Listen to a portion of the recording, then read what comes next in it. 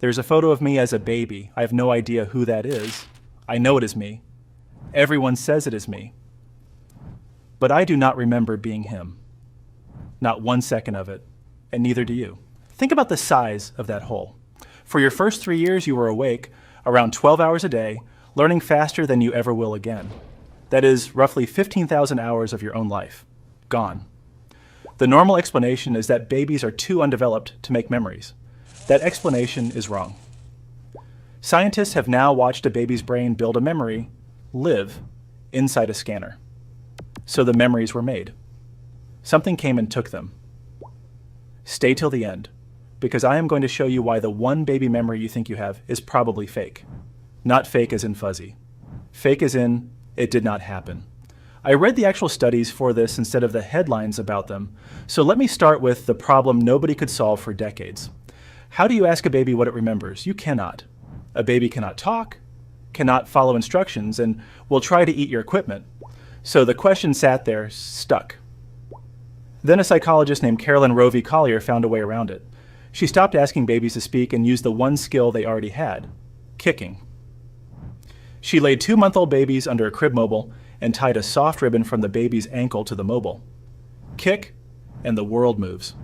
Every baby worked it out within minutes and started kicking like they were getting paid for it. Then she untied the ribbon and sent them home. Days later, she brought the same babies back. Same mobile. Ribbon not attached. They kicked immediately. Nothing was moving. There was no reward. They kicked because they remembered a rule they had learned in that room days earlier, before they could even sit up on their own. And when she changed the pattern on the mobile, the kicking stopped. They were not remembering a thing happened here. They were remembering the details. So the recording works. For years, that was still an inference, worked out from behavior. Then in 2025, a team at Yale, led by Tristan Yates, working with Nick Turk-Brown, did something borderline insane. They put awake babies inside an MRI machine. If you have ever tried to make a 1-year-old hold still for 30 seconds, you understand the scale of this.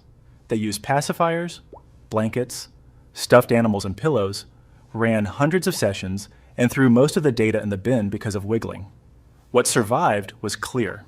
When a baby looked at a photo it had never seen before, the hippocampus fired. That is the seahorse-shaped part buried deep in your brain that stamps single events into memory. It is the difference between knowing what a beach is and remembering the day you went to one. And the size of that flare predicted the future.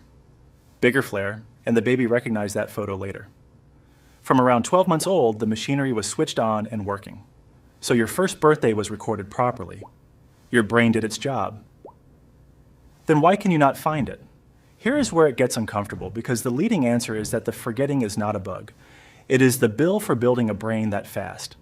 In 2014, a team in Toronto, including Catherine Akers, Sheena Jocelyn, and Paul Franklin, looked at neurogenesis, which just means new neurons growing inside a brain that already exists. In your hippocampus, this never fully stops, but in infancy, it is happening at an absurd rate.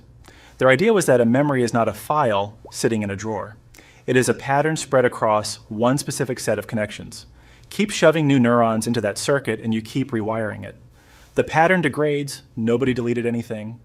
The construction crew just walked straight through it, so they tested it the direct way. In adult mice, they artificially sped up new neuron growth after a memory had already formed. The adults started forgetting, like infants. Then they slowed it down in infant mice, and the infants held on to memories they were supposed to lose. And then comes the part that makes this very hard to argue with. It involves guinea pigs. Some animals are born basically finished. Guinea pigs in Dagus arrive with their eyes open, able to walk, most of their brain cells already built before birth. Those species barely show infant amnesia at all. Their earliest memories stick. So the researchers artificially cranked up neuron growth in those infants. The amnesia appeared. They manufactured a blind spot in an animal that does not normally have one. Read that again. The animals born less finished are the ones who forget their own beginning. And nothing on this planet is born less finished than us. You showed up unable to walk, unable to hold your own head up, with years of construction still pending. Every upgrade cost you something. The version of me that lived through his first summer had to be taken apart to build the one talking to you now. But there is a second theory, and it is worse, because there is a difference between a memory being destroyed and a memory being unreachable. Picture a book that was never burned, just shelved in a library with no catalog. In rodents, scientists used optogenetics, which means putting light-sensitive switches into specific neurons so you can turn them on with a pulse of light. They found the cells holding an infant memory, waited until the animal was fully grown, and switched them on. The behavior came back. The memory was still in there. Turk Brown has said his team is now seriously entertaining the idea that these memories survive into adulthood while staying permanently locked. Nobody can shine a light into a human hippocampus to check. But it is on the table, which means your first 3 years might not be deleted. They might just be filed under a system you stopped using. Why would the system change? Because you did. At 1 year old, you had no words, no sense of yourself as a character in an ongoing story. You could not think this is happening to me because you did not fully have a me yet. Adult memory is organized around language and around a self who was present. You built that filing system somewhere around age 3 or 4, and it does not open the boxes packed by the previous owner. And here's the proof that this is partly learned, not purely biological. Chi Wang at Cornell has spent decades comparing first memories across cultures. American adults tend to report earlier, longer, more self-focused first memories. Chinese participants tend to report memories that start around 6 months later, briefer, more about routines and the group. Across cultures, the average age of a first memory can differ by up to 2 years. And the difference starts in conversation. Parents who talk to toddlers in a back-and-forth way, asking what they thought and how they felt, raise kids who remember earlier. So, remembering your own life is partly a skill. Somebody taught it to you. Okay? The thing I promised. Your earliest memory probably did not happen. In 2018, a team including Shazi Akhtar and Martin Conway surveyed over 6,000 people about their first memory and how old they were in it. The average came out at 3.15 years, exactly where the science expects it. But nearly 40% of people placed their first memory at age 2 or younger. About 14% claimed 1 from age 1 or younger. Those are almost certainly not memories. They are reconstructions built later out of photographs, family stories repeated at dinner tables, and a vague sense of what the house looked like, then experienced as recollection. And it was most common in older adults who have had the most years to build them. This is not a flaw in you. Elizabeth Loftus showed decades ago, working with Jacqueline Pickrell, that you can plant a childhood event in an adult's head that never happened, just by having a family member mention it a few times. People did not only accept it, they added details. They decorated a room that was never built. So the earliest thing you remember might be a story you were told wearing the costume of something you saw, which leaves you somewhere strange.